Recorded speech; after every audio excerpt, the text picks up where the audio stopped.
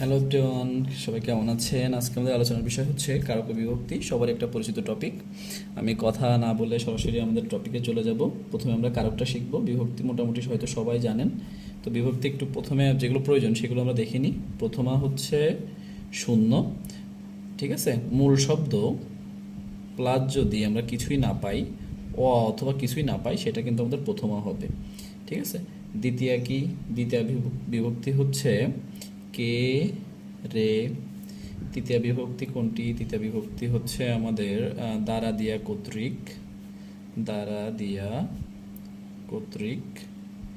চতুর্থী কোনটা? চতুর্থী হচ্ছে আমাদের কে রে, মানে দ্বিতীয়ের সাথে কিন্তু মিল আছে, তার সাথে হচ্ছে জন্য এবং নিমিত্তে যদি যুক্ত করা হয় তাহলে এটা আমাদের চতুর্থী হয়। পঞ্চমী কোনটি? অপাদান কারকের মতো, হতে, থেকে, চে, এইটা। আর ষষ্ঠী তো আমরা জানি র এর। আর সপ্তমী বিভক্তি হচ্ছে এ, অন্তস্থ, তে, এগুলো। তো আমরা এক বচনটা দেখলাম, বহু বচনটা বই থেকে আপনারা দেখে দিবেন। তো কারক, কারক আমাদের পাঁচ প্রকার। প্রথমে কর্তৃকারক, কর্মকারক, করণ কারক, অধিকরণ কারক, সম্প্রদান কারক এবং অপাদান কারক। তো আমরা প্রথম কর্তৃকারকটা দেখি। কর্তৃকারক, এখন কর্তৃকারক মানে তো হচ্ছে সাবজেক্ট, তাই না? অর্থাৎ সাবজেক্ট আমরা কি দ্বারা পাই? কে বা কারা দ্বারা যদি প্রশ্ন করি তাহলে কিন্তু আমরা সাবজেক্টটা পেয়ে যাই। তো আমরা কয়েকটা সেন্টেন্স লিখে ফেলি। প্রথম লিখলাম যে কি, অর্থ অনর্থ ঘটায়। এটা কিন্তু অনেক কনফিউশন একটা কোশ্চেন। একটা হচ্ছে অর্থ অনর্থ ঘটায়, একটা হচ্ছে অর্থে অনর্থ ঘটে, ঠিক আছে? এটা আমরা আলোচনা করলে বুঝতে পারবো। তো অর্থ, এখন আমাদের প্রশ্ন কি হতে পারে? কি অনর্থ ঘটাই? অর্থ অনর্থ ঘটাই, বোঝাই যাচ্ছে এটা আমাদের কর্তৃকারক। এবং যেহেতু অর্থের সাথে কোনো বিভক্তি নাই, অর্থ প্লাস অ আসতেছে, তার মানে এটা হচ্ছে শূন্য বিভক্তি।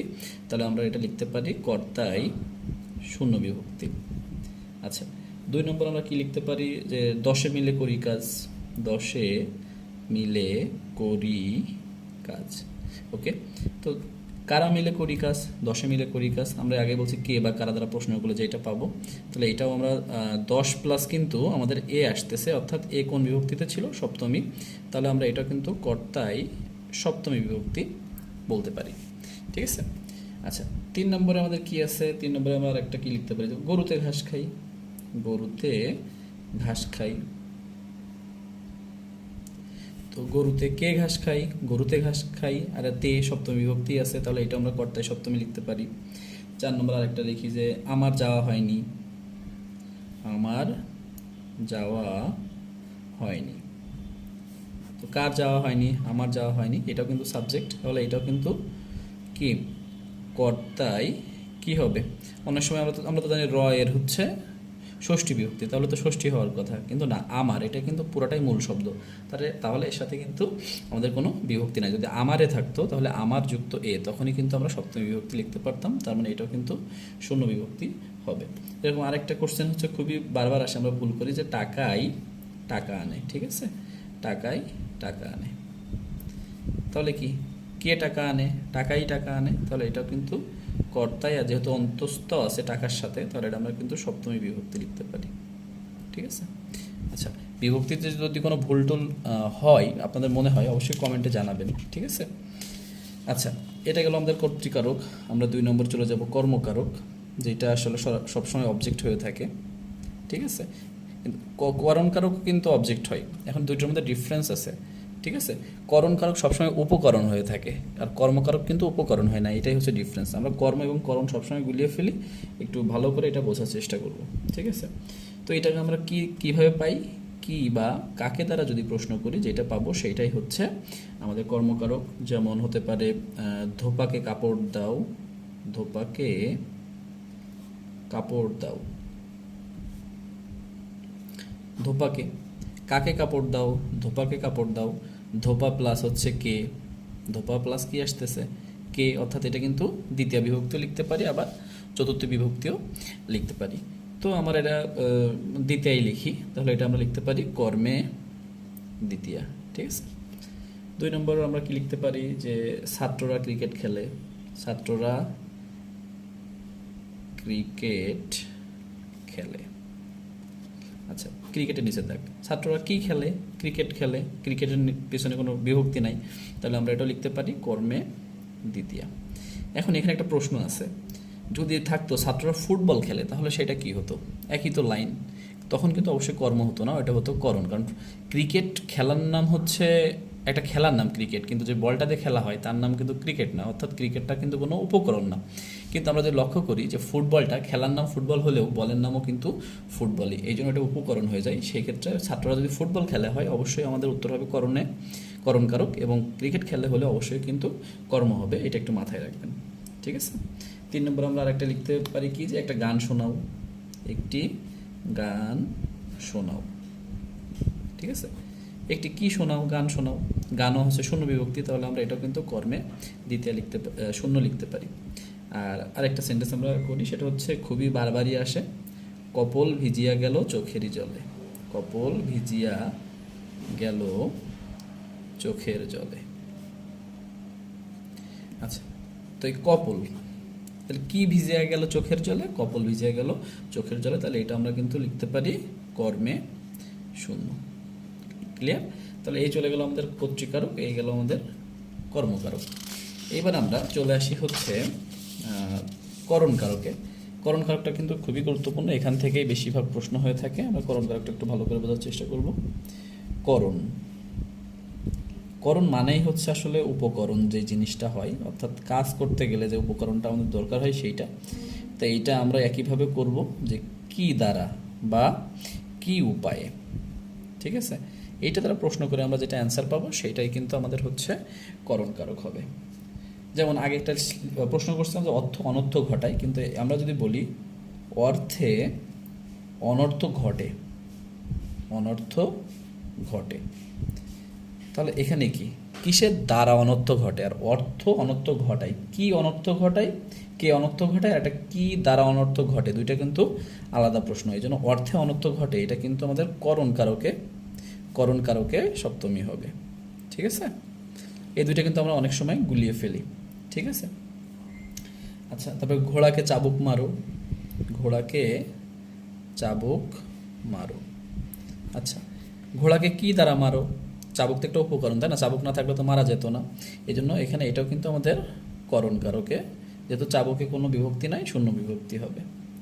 আচ্ছা, আরেকটা কি হতে পারে, কলমের খোঁচা দিও না, কলমের খোঁচা দিও না।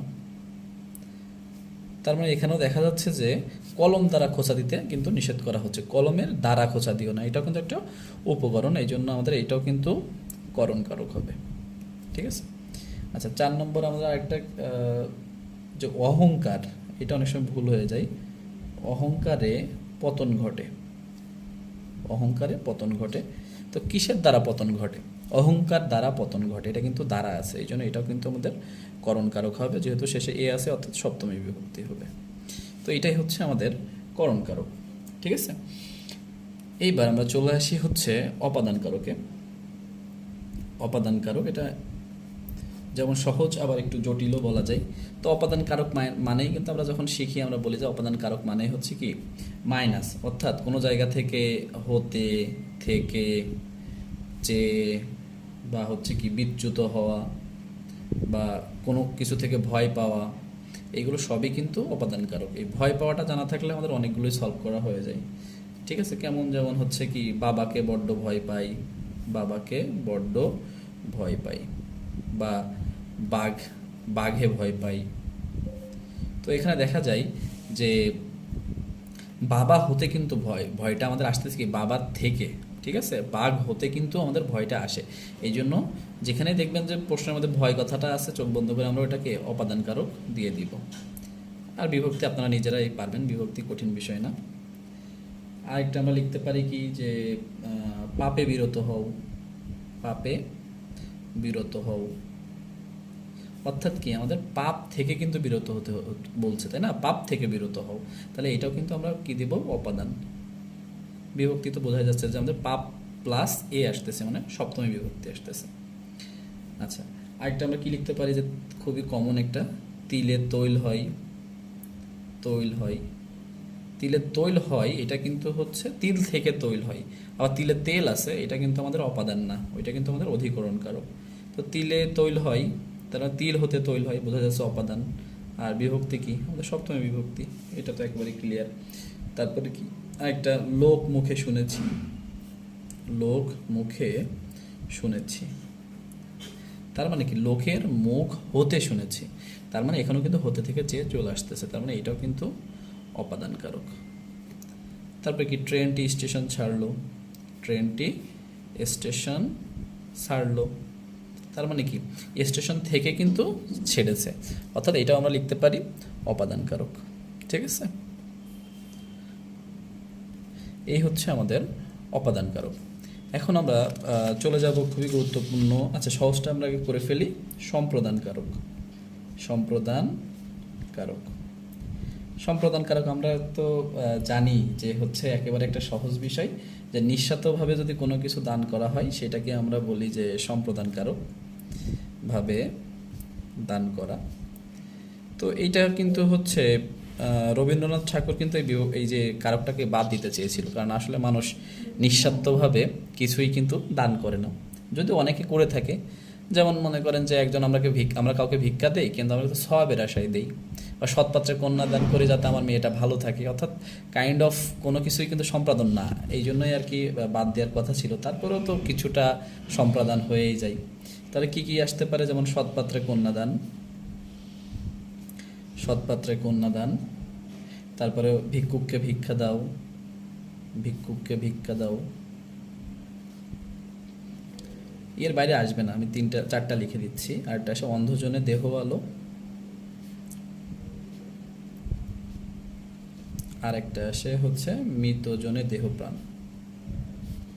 এই চারটা একটু দেখে নিলেই হবে, এটা আমাদের কখনো ভুল হওয়ার চান্স নাই। তো এই হচ্ছে আমাদের সম্প্রদান কারক। তো আমরা এবার চলে আসবো হচ্ছে আমাদের সব থেকে গুরুত্বপূর্ণ যেটা অধিকরণ কারক, কারণ অধিকরণ কারকটা কিন্তু আমাদের বেশি গুরুত্বপূর্ণ, এবং এখান থেকে কিন্তু কয়েকটা টাইপ আছে, টাইপ থেকেও কিন্তু প্রশ্ন হয়। তো অধিকরণ কারকে আমরা চলে আসি, অধিকরণ কারক।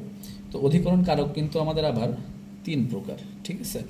একটা হচ্ছে কাল অধিকরণ, আর একটা হচ্ছে আমাদের আধার অধিকরণ,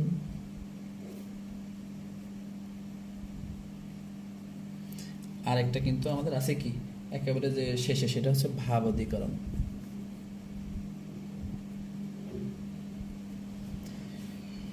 তো এই যে কাল অধিকরণ, এটা বোঝাই যাচ্ছে যে কাল মানেই তো সময়, তাই না, সময়, কোনো সিজন এইগুলাই বোঝাই। তা কাল অধিকরণ কোনটা, কাল অধিকরণ হচ্ছে কোনো সময় বোঝালে, যেমন হতে পারে বসন্তে কোকিল ডাকে, বসন্তে কোকিল ডাকে,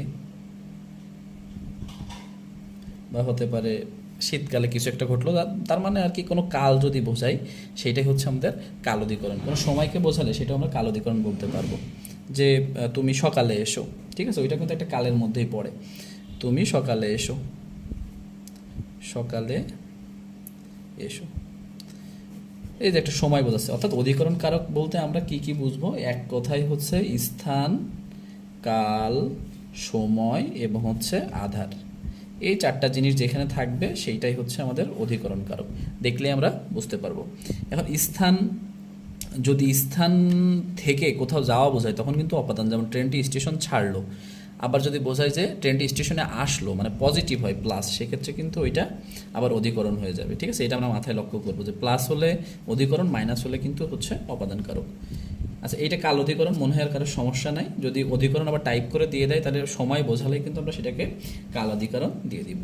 2 নম্বর আমাদের কি আসে, 2 নম্বর হচ্ছে আধার অধিকরণ, আধার অধিকরণ।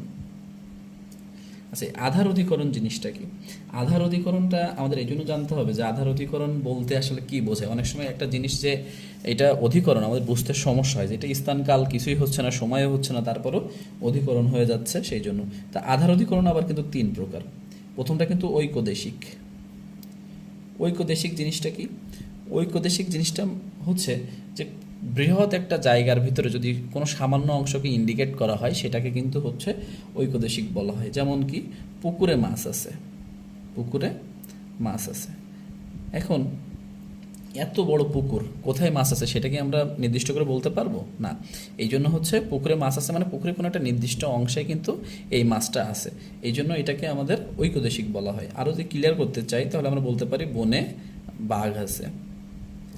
ঠিক আছে, তো বন তো অনেক বড়, এখন বাঘ কি সব জায়গায় আছে? না, কোনো নির্দিষ্ট কোনো কোনো জায়গায় আছে। অর্থাৎ পুরো জায়গা জুড়ে যদি কোনো কিছু না থাকে, একটা নির্দিষ্ট অংশ থাকে, সেটাকে আমরা ঐকদেশিক অধিকরণ বলবো। 2 নম্বরটা কি আছে? অভিব্যাপক অধিকরণ। অভিব্যাপক অধিকরণ, অভিব্যাপক অধিকরণটা কি? অভিভাবক অধিকরণটা কিছুটা এরকমই। এইটা হচ্ছে কোনো একটা অনেক জায়গার মধ্যে কোনো একটা নির্দিষ্ট জায়গা ধরে থাকে, আর অভিভাবক হচ্ছে পুরো জায়গাটা জুড়ে থাকে। অর্থাৎ পুরো যদি টোটাল জায়গায় জিনিসটার বিস্তৃতি থাকে, সেটাকে আমরা অভিভাবক অধিকরণ বলতে পারি। যেমন হচ্ছে কি, নদীতে জল আছে। এই যে নদীতে জল, জল কি কোনো নির্দিষ্ট জায়গায় থাকে? পুরো নদীটা জুড়েই কিন্তু জল থাকে, এই জন্য আমরা বলতে পারবো যে এটা অভিব্যাপক অধিকরণ। আরও একটা যদি বলতে পারি, যেমন তিলে তৈল আছে। আচ্ছা, এই যে তিল, তিলের মধ্যে কি কোনো নির্দিষ্ট জায়গায় তৈলটা থাকে? তেল যারা আমরা বলি, তৈলটা কিন্তু পুরো তিলটার ভেতরেই থাকে, এই জন্য এগুলোকে আমরা অভিভাবক অধিকরণ বলবো। আর এটা তো কিন্তু সবগুলোই স্থান বোঝাচ্ছে। আচ্ছা, 3 নম্বর জিনিসটা কি? 3 নম্বর জিনিসটা খুব একটা মজার বিষয়, সেটা হচ্ছে বৈষয়িক অধিকরণ। এইটা মজার না, বৈষয়িক অধিকরণ। এইটা কিন্তু আমরা অনেক সময় বুঝতে পারি না যে এইটা তো স্থানকাল সময় কিছু না, তাহলে কেন আমাদের এটা অধিকরণ কারক হচ্ছে। যেমন সে অঙ্কে কাঁচা, সে অঙ্কে কাঁচা। ঠিক আছে, এই যে অঙ্ক, অঙ্ক তো একটা সাবজেক্টের নাম, তাহলে এটা স্থানকাল সময় হলো কি করে? এই জন্য এইটা হচ্ছে কিন্তু আসলে আমাদের যে অধিকরণটা আছে, অধিকরণ যে 3 প্রকারের মধ্যে যে আধার অধিকরণ আছে, এটা হচ্ছে বলা হয় যে বৈষয়িক আধার অধিকরণ। ঠিক আছে, এটা মানে সাবজেক্ট বোঝায়। সে অঙ্কে কাঁচা, সে বিজ্ঞানে ভালো, অর্থাৎ যখন কোনো সাবজেক্টের কথা আসবে তখন আমরা সেটাও কিন্তু অধিকরণ দিব। এবং যদি প্রশ্ন আসে যে কোন ধরনের অধিকরণ, তাহলে কিন্তু আমরা অবশ্যই দিব সেটা হচ্ছে বৈষয়িক অধিকরণ। আর এই যে 3টা আমি শেখালাম, সেই 3টাই কিন্তু আধার অধিকরণের পার্ট। একটা হচ্ছে ঐকদেশিক, পুরো জায়গার মধ্যে একটা নির্দিষ্ট জায়গা জুড়ে। অভিভাবক অধিকরণ, যেটা হচ্ছে আমাদের পুরো জায়গা ধরে বিস্তৃত থাকে। আর বৈষয়িক হচ্ছে আমাদের সাবজেক্টিভ। ঠিক আছে, অবশ্যই কিন্তু এইগুলো ক্লাসটা দেখার পরে আপনারা অগ্রদূত বা MP3 থেকে প্র্যাকটিস করবেন, তাহলে একেবারে কোনো কারকে আপনাদের কোনো সমস্যা থাকবে না। আচ্ছা, অধিকরণের আর 3 নম্বর যেটা ছিল সেটা হচ্ছে কি, সেটা হচ্ছে ভাব অধিকরণ। ভাবাধিকরণ। ঠিক আছে, ভাব অধিকরণ মানেটা কি? ওই যে একটা জেমসের গান ছিল না, চলে গেছো তাতে কি নতুন একটা পেয়েছি। অর্থাৎ একটা গেলেও যদি আরেকটা সাথে সাথে চলে আসে, সেইটাকেই বলা হয় ভাব অধিকরণ। ঠিক আছে, তো আমার মনে রাখার জন্য আমি সবসময় গানের লাইনটাই মনে রাখতাম। তো একেবারে সহজ জিনিস, একটা যদি জিনিস চলে যাওয়ার সাথে সাথে যদি আরেকটা জিনিসের আবির্ভাব ঘটে, সেটাকে আমরা বলতে পারি ভাব অধিকরণ। যেমন কান্নাই শোক দূরীভূত হয়, কান্নায় শোক দূরীভূত হয়। তাহলে এই যে কান্না করার পরে কিন্তু আমাদের শোকটা দূরীভূত হয়ে যাচ্ছে, মানে কান্না করতেছি সাথে সাথে আমাদের কি শোক দূরীভূত হচ্ছে, মানে একটার কারণে আরেকটা ঘটনা ঘটতেছে। এক কথায় একটার কারণে যদি আরেকটা ঘটনা ঘটে, সেইটাই কিন্তু আমরা বলতে পারি যে ভাব অধিকরণ। আরও সহজ করে বোঝাতে গেলে আমরা বলতে পারি যে সূর্যোদয়ে অন্ধকার দূর হয়, মানে একটার কারণে যদি আরেকটা ঘটে, তা সূর্যোদয় হয়েছে এ কারণে কিন্তু আমাদের অন্ধকারটা দূর হচ্ছে, এই জন্য এটাকে ভাব অধিকরণ বলে। কান্নায় সুখ দূর মানে শোক দূর হচ্ছে, এবং সূর্যোদয়ে কিন্তু অন্ধকার দূর হচ্ছে, এই আর কি। এখন অনেক সময় হয় কি যে আমরা এই যে অধিকরণের এটা বুঝতে পারি না, যে অনেক টপিক হয় কি দেখে মনে হয় যে করণ কারক হচ্ছে, কিন্তু আসলে কিন্তু সেটা অধিকরণ, আমাদের একটু বোঝার ভুলের কারণে। যেমন একটা প্রশ্ন আমি পড়ার সময় বারবার এটা ভুল করতাম, যে খিলিপান দিয়ে ওষুধ খাবো, খিলিপান দিয়ে ঔষধ খাবো। এখন আমার প্রশ্ন হবে যে কিসের দ্বারা ঔষধ খাবো? খিলিপান দ্বারা ঔষধ খাবো, তাহলে আমাদের অ্যান্সার কি আসে? করণ কারক আসে, কিন্তু উত্তর দেখি যে অধিকরণ কারক। তখন আমার মাথায় টেনশন চলে আসলো যে কেমনে পরে অনেক ভাবনা চিন্তা করে বুঝতে পারলাম যে খিলিপান এটা একটা পানের মধ্যে কিন্তু একটা স্থান আছে, যার মধ্যে ওষুধটা দিয়ে তারপরে খাওয়া হচ্ছে। অর্থাৎ খিলিপানের মধ্যে যেহেতু স্থান নির্দেশ করতেছে, এই জন্যই কিন্তু এটা অধিকরণ কারক হয়ে যাচ্ছে। ঠিক আছে, তো এইভাবে আপনারা প্রত্যেকটা টপিক মানে প্রত্যেকটা প্রশ্ন বোঝার চেষ্টা করেন যে কেন কিভাবে আমাদের এটা ওই যে প্রশ্নের সাথে রিলেটেড, যেমন কে দ্বারা প্রশ্ন করলে কেন উত্তর মিলতেছে না, বা কি বা কাকে দ্বারা প্রশ্ন করলে কেন মিলতেছে না, এই জিনিসগুলোর প্রতি আমাদের কিন্তু একটু খেয়াল রাখতে হবে। তো এই আর কি কারকের বিষয় আর বিভক্তি সহ আপনারা একটু দেখে নেবেন, বাসায় একটু প্র্যাকটিস করবেন। আশা করি যে আমাদের 8 তারিখে যে পরীক্ষায় বাংলায় ফুল মার্কটা আপনারা পাবেন। তো ভালো থাকবেন। আসসালামু আলাইকুম, শুভরাত্রি।